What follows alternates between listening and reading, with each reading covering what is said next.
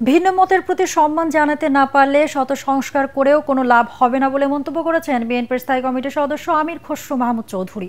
চট্টগ্রামে বেসরকারি বিশ্ববিদ্যালয় ছাত্র দল চট্টগ্রাম বিভাগ আয়োজিত এক সেমিনারে তিনি কথা বলেন। তিনি বলেন, তরুণ প্রজন্মের চিন্তা চেতনাকে গুরুত্ব দিয়েই সব পরিকল্পনা করছে বিএনপির সফলভাবে দেশ পরিচালনার অভিজ্ঞতা আছে। এসব পরিকল্পনা বাস্তবায়নের অঙ্গীকার বিএনপি পূরণ করবে।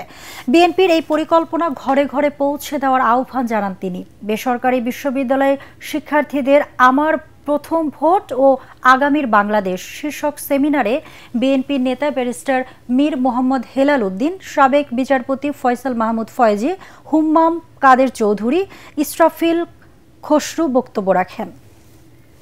যে প্রত্যাশা জেগেছে, এটা যদি কোনো রাজনীতি ব্যক্তিত্ব এবং দল অনুধাবন করতে না পারে, সেই রাজনৈতিক ব্যক্তিত্ব এবং সেই দলের কোনো ভবিষ্যৎ বাংলাদেশের নাই।